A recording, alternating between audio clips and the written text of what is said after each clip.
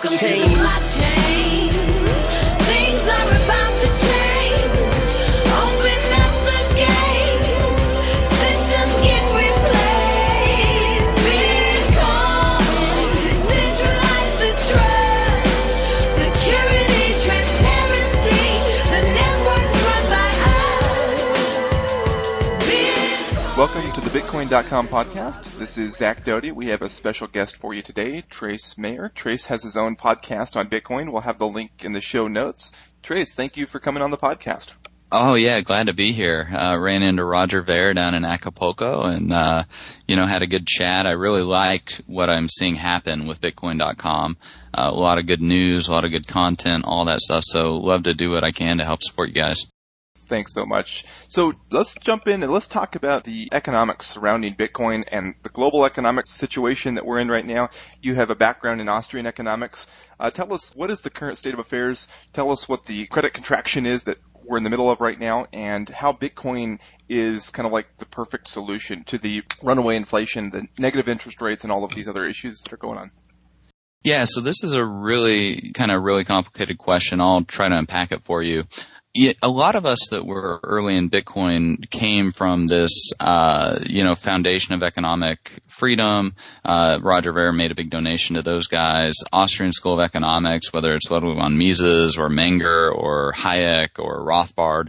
And we have a different way of seeing the world than Keynesian or even monetarists see the world. And we start from the premise that humans act deliberately to bring about some end. As opposed to like econometricians who want to just look at overall statistics and try to draw inferences about what's going to happen in the future. Instead, the Austrian school is looking at human action. It's called praxeology. And what we've got going on is we've got something called, at least the term I coined, was the Great Credit Contraction. I wrote a book about this and published it January of 2009. And the general thesis is that for about 500 years, we engaged in the Great Credit Expansion. That's where capital moved up the liquidity pyramid into less safe, less liquid assets. And we moved away from, at the very base, commodity money with 100% reserves. So we were using gold or silver coins in our hand. And we moved away from that with fractional reserve banking, eventually with fiat currency. And now we have who knows what that functions as currency. There are these illusions, if the IOU is how much is an IOU, then the euro is a who owes you, right? I mean, we have no idea what a lot of this stuff is. And it's not safe and it's not liquid. And during times of economic crisis, during times of credit contraction, which always happen, they're part of the Austrian business cycle theory, capital seeks safer and more liquid assets, and that's primarily gold. And so when I wrote the book, that was the solution to this great credit contraction. If you wanted to preserve your capital and your purchasing power and where you were at in your financial affairs, you moved to gold, which was safe and liquid. Well, then Bitcoin came on the scene, and Bitcoin, like gold, has no counterparty risk. It's an equity-based instrument. It's actually more portable than gold is because it's just data. It can be transferred over a communications channel, and it's never become worthless in like the 7-year history, just like gold has never become worthless in thousands and thousands of years. And so, Bitcoin's still cutting its teeth. It's getting its traction. People are, learning to trust it more and more, but they're trusting it with $6 billion worth of market cap right now. And if we see even more credit contraction, if we see even more of this craziness in the world economy, Bitcoin is more and more of a solution. Whereas gold is not so much. Like, you can't transfer gold over the internet, over a communications channel. You actually have to use something like Bitcoin to transfer gold over the internet. And so Bitcoin has this use case. It provides this utility. It solves problems for people, particularly these massive problems that are coming as part of the Great Credit Contraction. And I think all of that is just extremely bullish for Bitcoin. And so Bitcoin compared to gold, right now in terms of market cap, that's like 1,000 to 1. And so as this develops, we could see more and more people shift their interest from gold, the old wealth preservation system, into Bitcoin, which is the new global ledger. I think Wenz Carneras called Bitcoin the world's second global ledger, because gold is really the first universal ledger of scarcity, and it's all about scarcity, and that's why Bitcoin's limit of 21 million is so important, and so that gets back to the quantity theory of money. So tell us about that, and why are we seeing negative interest rates? Yeah, so the negative interest rates have to do primarily my thesis in my book that I wrote, 7 years ago, seeking safer, more liquid assets. And those are primarily going to be treasury bills. They're going to be U.S. dollar treasury bills, because that's the world reserve currency. And so the capital is moving down the liquidity pyramid into these safer, more liquid assets, treasury bills. That's driving interest rates down. And now the interest rates, even for vast parts of Europe, are all negative. That means you're actually paying money to try and keep your capital in something safe and liquid. This is just absolutely crazy. And I wrote an article 2009 on one of my blogs about how the treasury bubble will burst and why, and it has to do with the opportunity cost. So when the negative interest rates get low enough, then people will just move into the actual physical cash. And they'll be storing it, in a warehouse or a vault or something like that. And so the negative interest rate that's being paid on the bonds, institutions primarily have to compare that against the cost of insurance and the cost of vault storage, which we actually saw a Swiss pension fund request, something like 50 million Swiss francs in physical cash, because they could save 12 basis points per 10 million Swiss francs. And the Swiss National Bank was like, no, we're not giving you the actual physical cash to vault. And so we're going to see a war on physical cash, because it impedes the central bank's abilities to have these negative interest rates, which is basically just a way to confiscate the wealth. And Bitcoin, once again, is a solution to these problems, because it's equity-based and it's nobody's liability, just like gold.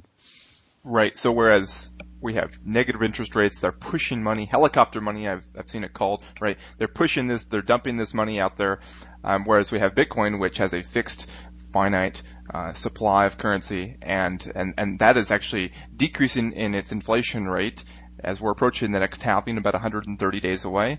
We're going to start to see people understand the scarcity of Bitcoin more and more. So tell us about the quantity theory of money, and how are people going to see that take place? Right now, the inflation rate in Bitcoin is maybe 8.5%, and we're going to start to see the inflation rate of Bitcoin go down to 4% within 6 months.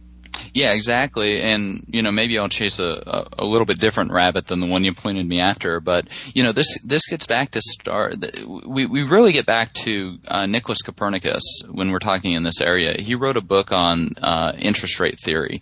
And then we had Isaac Newton, who developed the gold standard in response to the credit contraction that happened in 1694 under William and Mary. And Wences Caceres, CEO of Zappo, he really talks about how gold is like the first worldwide ledger, and it's even got its own proof of work, right? You got to dig the gold out of the ground. And what it does, especially under Newton's gold standard, is it balances these fiat currencies, the common stock of nations, the balance of trade, the trade deficits, things of this nature. And Bitcoin does this with so much more efficiency, because we can instantly verify the quantity and the quality of the money. And so when we're looking at what's going to happen in terms of the Bitcoin halving in about a few months in July, we're going to see the stock to flow ratio get cut big time. Now, whenever we've had any type of major disruptions in the stock to flow ratios in Bitcoin, it's always been extremely bullish for the price. We can look at the last halving. We can look at when Silk Road got shut down and $100 million worth of Bitcoin were confiscated. Those Bitcoins were being used mainly as just a value transfer mechanism. They weren't being used for speculative purposes. So the price elasticity of demand for the transactional demand component of Bitcoin, it doesn't really matter whether it's 5 cents a Bitcoin or whether it's $10,000 a Bitcoin. It still performs that value equally as well. And so what I what I kind of think happened is like when the Silk Road $100 million of Bitcoins got seized, people had to go out and rebuy $100 million worth of Bitcoin in order to use for the transactional demand. Or it might have even been even more because now who knows how many dark web markets are out there. I don't really follow them that closely, but from what I understand, they've grown tremendously.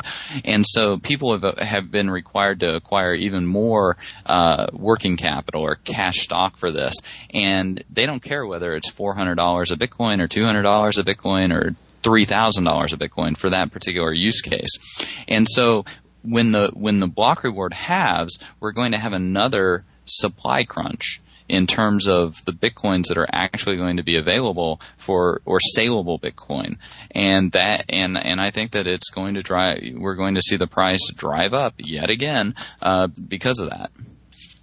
So with negative interest rate policies, how low can these go? Like, we didn't think we would actually see negative interest rates. I mean, this economists have talked about this for years, but it was always a theory that they discussed. And, we saw close to zero interest rates in the 30s. But how low can these rates go? And will they keep going lower and lower?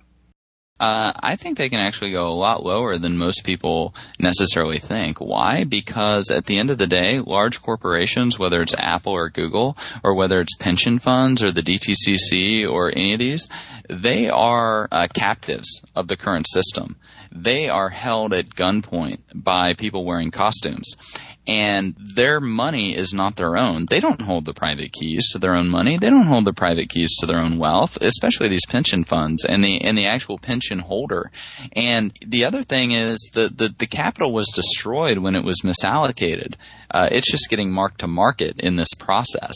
And so a lot of people think they have a lot of money in their pensions or whatever. No, actually it's all been destroyed already. You just haven't had it marked to market yet. And that's what we're going to see. So the interest rates going lower and lower, their capital is held hostage. If they try to take their money out in any appreciable amount, guess what's going to happen? You're going to have redemption limits. The gates are going to come down. They're not going to let people out. They have to confiscate that money because there are massive budget deficits that the different state institutions are running. Whether it's the U.S. or Germany or France or Spain or Italy or Greece or Cyprus, and so they have to steal people's money, and that's primarily how they're going to be doing it. They're going to be stealing it through confiscation through inflation, which is a form of taxation without representation. They're going to be doing it through quantitative easing. They're going to be doing it by letting particular special favored interests trade assets that are not safe and not liquid and therefore not valued as much in the market for these safer, more liquid assets, which is exactly what we've seen with things like TARP and quantitative easing 1, 2, and 3 and bazillion. So these negative interest rates, they can keep going lower and lower because they're being backed by state policy. And the state policy is holding hostage the capital of people. And so if you don't hold the private keys to your own money, you're just going to be you're very easy pickings. And not all of the water buffalo are going to make it across the river. And so you have to have the safety and the liquidity. That's why, the statists hate gold so much, because it stands as a silent sentinel, as a protector of property rights against this form of confiscation. And that's what we're seeing. We're seeing gold in backwardation. Because people are not trusting the current system so much. It's just there's still so much trust in the current system, despite all of the problems that we've found. And everybody's just kind of running back and forth to and fro in different assets, but nobody's really cashing out of it. And that's where it gets really crazy, is that people actually tried to cash out of it because there are just not enough lifeboats, at least not at the current price. And that gets to the whole run on the bank. So explain what the backwardation is in the markets in gold right now. Yeah, so when we look at the monetary metals, or actually, any commodity, it either trades in contango or it trades in backwardation.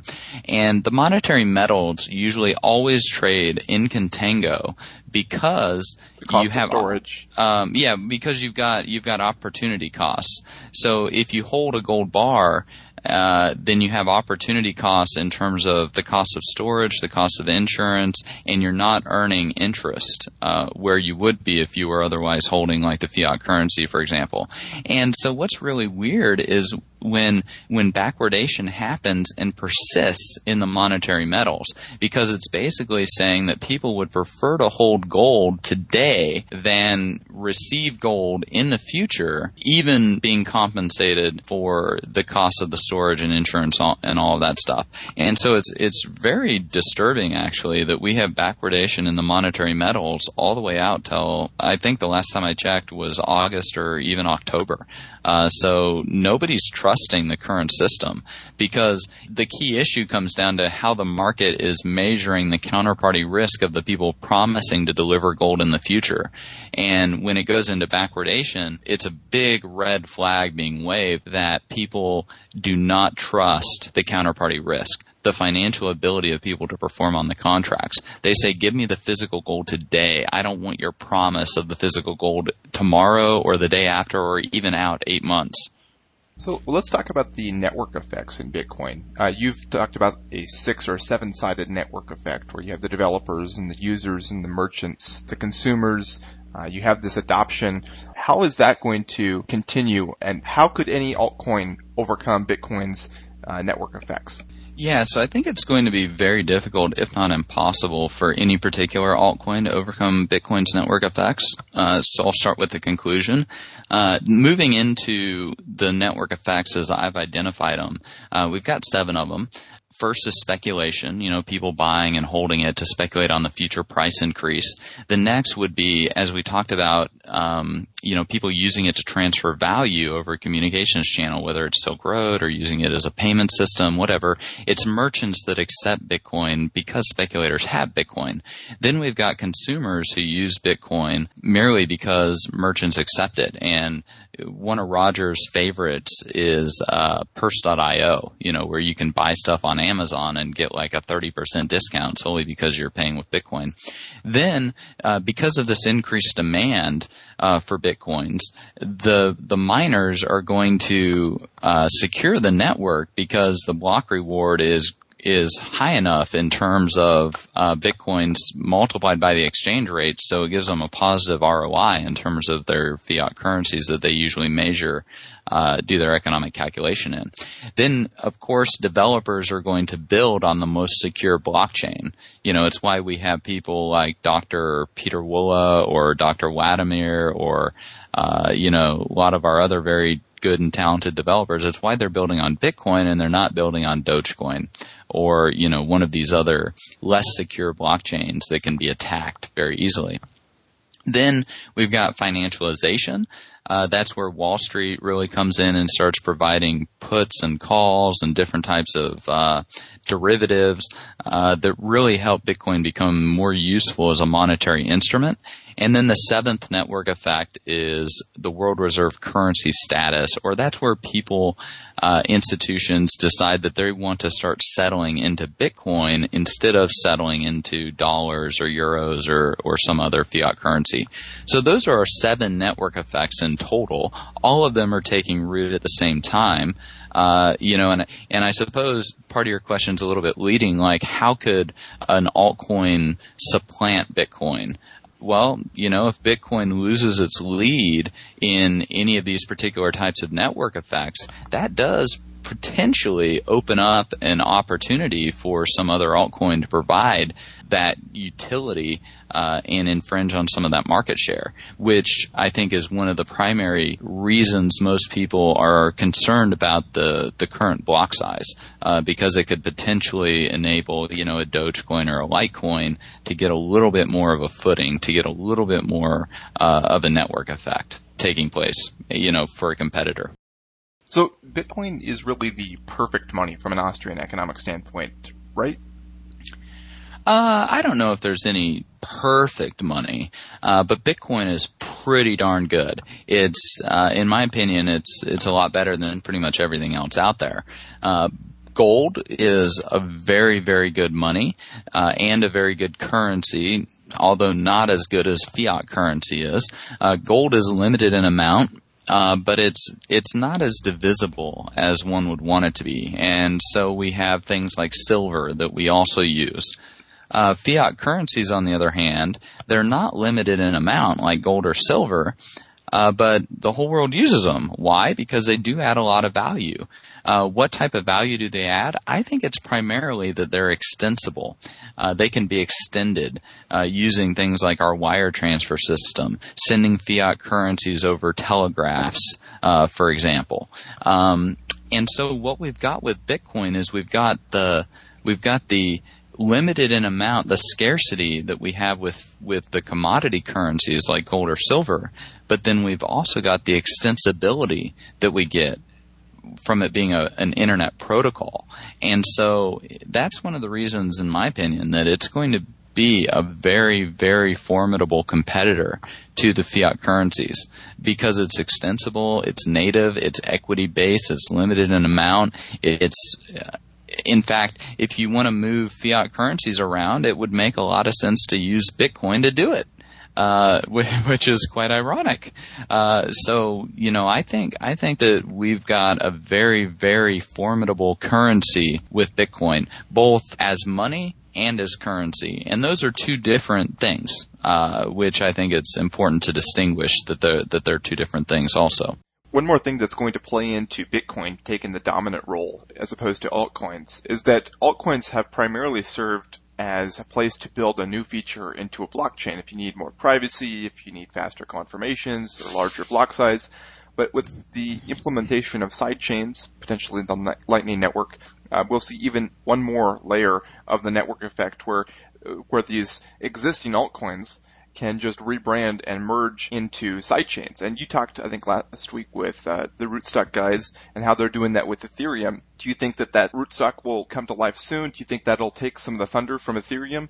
And do you think that we'll see everything that Ethereum has working as a sidechain within the next year or so? Oh, I don't know if we'll see it within the next year or so, but I do think that it will end up stealing a lot of Ethereum's thunder.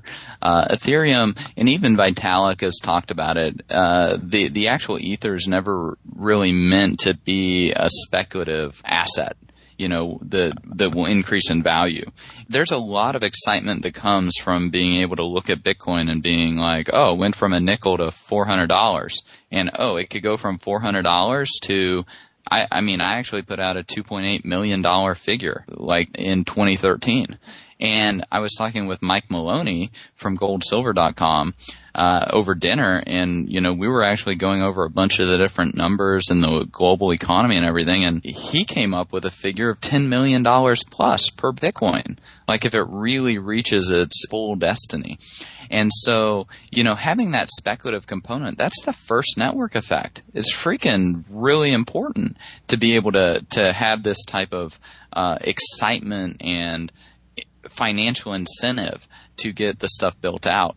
With rootstock specifically, Sergio de Lerner, he's found quite a few vulnerabilities in the core Bitcoin protocol. He's a tremendous developer. Well, it's interesting. Why is he finding all these in Bitcoin and not finding them in Ethereum? Why hasn't Ethereum necessarily got this developer network effect? And Ethereum's still got a lot of stuff it's got to work through, like the proof of stake and some other things. But I'm very excited with it. But you hit on another technology, these side chains. And one of the big problems with Bitcoin is when we do have $6 billion of value, it becomes incumbent on the developers to be extremely conservative in how they roll out new features and how they upgrade the protocol and all of these things. And this is, this mentality has really kind of come to the fore in this block size debate, because we have some developers who have a little bit more risk tolerance than others. And, and we have to weigh this, do we lose some of our merchant and consumer network effects and potentially our developer network effects in order to maintain our speculation network effect? And I don't know that there's a right or wrong answer. I think that reasonable minds can definitely differ on that. But the side chains, so what the side chains do is it really enables development to happen in a sidechain and do the proof of concept and do the testing and do the review. And then once it's found to be safe, it can be merged back into the main Bitcoin protocol. And so we're seeing this happen with segregated witness, for example. It's been running live since the end of last year in a sidechain.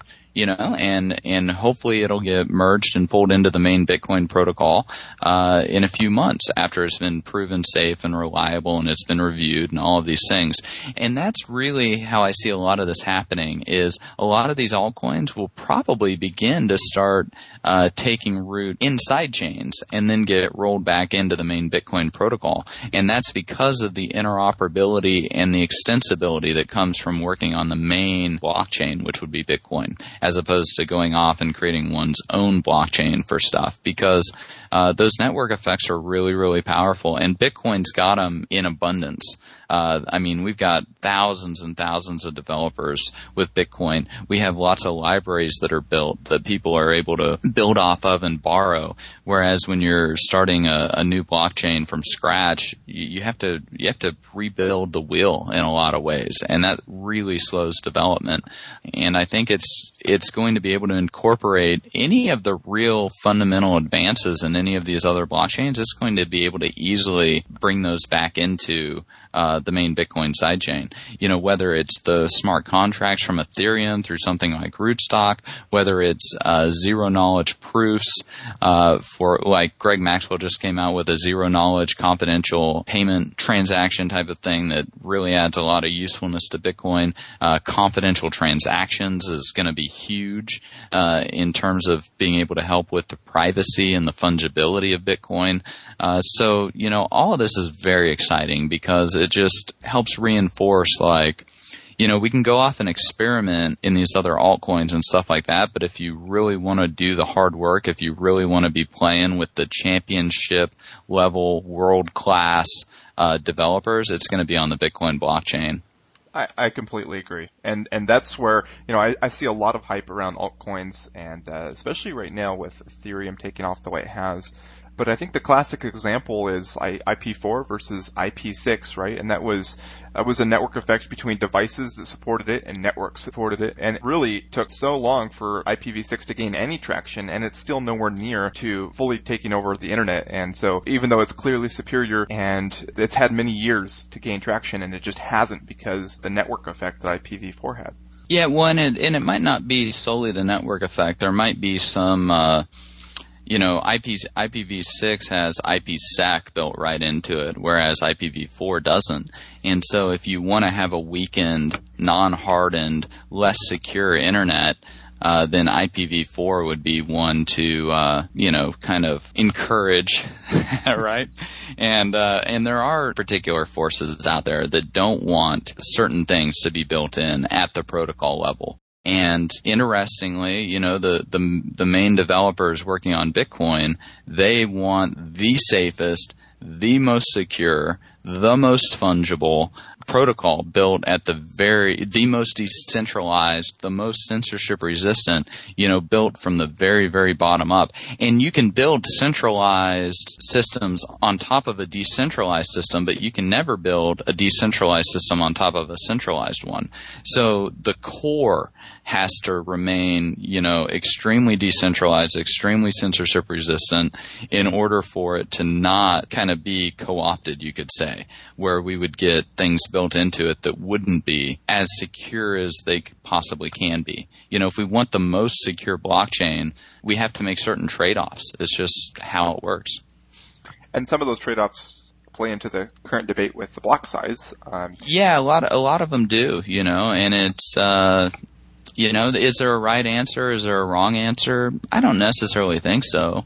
Me personally, I want to err on the side of being as safe and secure and decentralized and censorship resistant as possible, especially with things like Lightning Network and side chains and other innovations. I think it's incredibly important that we do it right, and that's even more important than necessarily doing it first. We have to do it, it'd be best if we could do it first, but we have to do it right.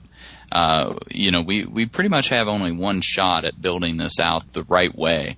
And I guess embedded in that is the assumption that the right way is secure, censorship resistant, decentralized, fungible, with things like confidential transactions.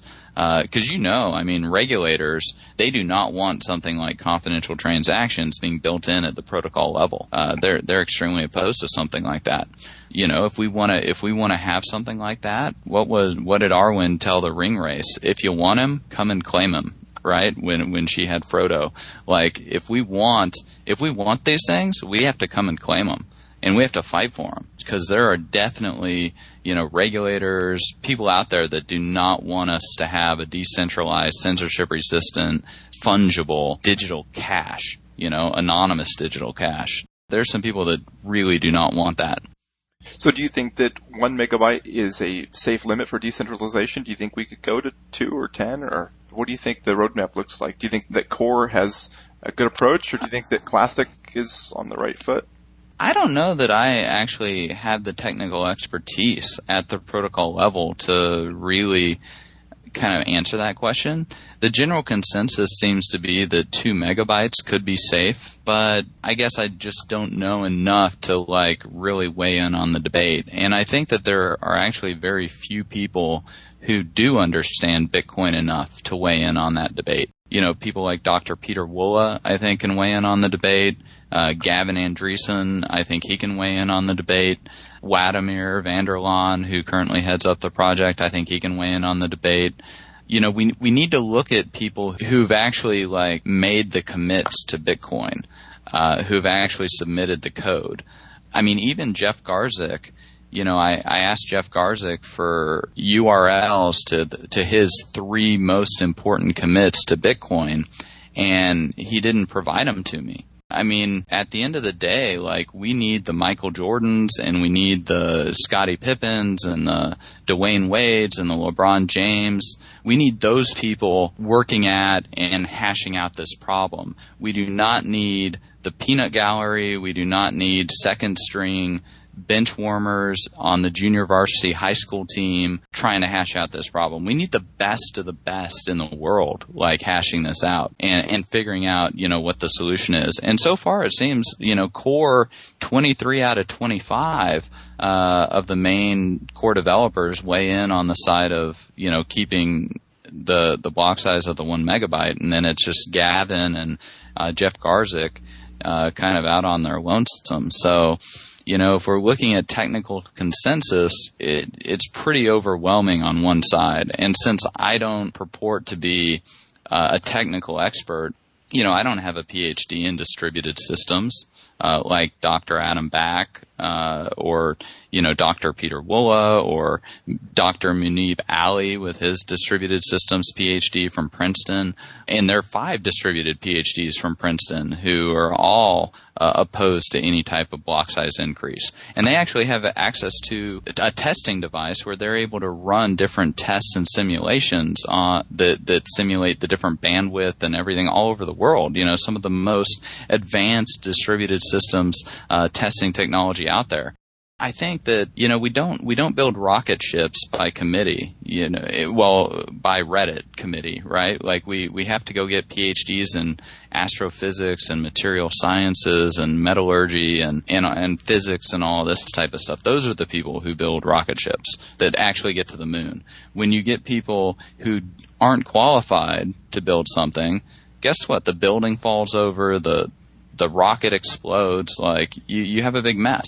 And so that's at least how I kind of approach the whole debate and topic on this area. I think we need to find who the very best experts are and let them kind of discuss and argue it out. So you mentioned earlier a war on cash. How do you see that playing out over 10 years? In 10 years, do you think we'll even have cash like we do today? And kind of combined with that, tell us what you think where Bitcoin might be in 10 years. It's really a long-term projection, but you're a visionary. So what are your broad stroke thoughts on where we'll be in 10 years? Yeah, so Satoshi wrote in his white paper that, this is a peer-to-peer electronic cash system. When we look at cash, a major feature of that is once you transfer the cash from person A to person B, it's irrevocable. the title has transferred. We actually have this built into our law, like in bankruptcy proceedings, for example. Cash is given special status so that it has this degree of fungibility to it, so it can't be clawed back into a bankruptcy proceeding, because that could otherwise introduce all types of uncertainties into the financial statements of companies and stuff all over the place. When we look at cash, a lot of us think like, oh, it's currency, like it's our little colored paper bills that we use. And that is definitely a form of cash, but that only makes up, maybe 8% of the total cash supply. Most of it is digital or electronic already. It's the cash in our bank accounts. It's the cash in under our mattress. It's the cash in our fintech accounts, whether that's PayPal or Venmo or whatever. And I don't really see the fiat currency form of cash going away. Sure, it's lost quite a bit of market share, but we still use physical letters for a lot of stuff. And at the end of the day, physical cash serves a lot of useful purposes. We have a very balkanized world. When people are traveling, cash is the most efficient, the most reliable, the most useful. You can still use it when the power goes out. You don't have your credit card or it doesn't get shut down because it could potentially be a fraudulent transaction or whatever. Like, cash is cash. And cash is king, from financial management textbooks. And I don't really see it going away anytime soon. I do think that we could see a war on it. We've had people like Larry Summers. He says we need to get rid of the $100 bill. And the ECB, and European Commission, they're talking about getting rid of the 500 euro bill. Why is this? Because they want to shepherd people into electronic cash that they can apply negative interest rates to. So I think we'll see physical cash continue to kind of get relegated to lower and lower denomination or even economic activity. We're seeing in Europe you can't make cash payments for transactions over 1,000 euros or over 3,000 euros, depending on the country. That, we've got anti-money laundering, know your customer, we've got civil forfeiture, we've got all this stuff that is trying to raise the cost on using physical cash, and it's trying to keep people in the current system. You can either have voice or exit, and if people try to exit the current system, well, where can they exit to? What can they exit to? So, 10 years from now, if they're particularly draconian in how they approach cash, I think we could see people actually go to start using gold or silver coins in their daily transactions. And that would be a severe form of exit from the current system. And guess what? Gold and silver, they're cash too. And they never aren't cash. They outlast thousands and thousands of these colored pieces of paper that are in the fiat currency graveyards throughout the world, whether it's the Yugoslavian currency, whether it's Argentinian pesos or Brazilian reals. And so we're going to continue to see different forms of fiat currency go into the fiat currency graveyard, whether it's Venezuelan bolivars or whatever the flavor of the day is. Eventually the dollar will go there, but I don't think that'll be for a long, long time. And if it gets too tumultuous, people are going to choose alternatives. They're going to choose gold and silver, and we're already seeing a lot of people choosing Bitcoin because they can keep it on their phone in their Bread wallet or their Samurai wallet. It's immune from civil forfeiture if they secure it properly. It adds, a lot of value to people, and it's very easy to use, especially with mobile device penetration in the market. I agree. Thank you so much, Trace, for coming on the show. Again, this is Zach Doty with Trace Mayer, and this is the Bitcoin.com podcast, Bitcoin.com/podcast. Thanks so much for coming on the show, Trace. Yeah, thanks for having me, Zach. It was great to chat with you. Okay, we'll talk to you soon. Block 'em till you blockchain. Things are about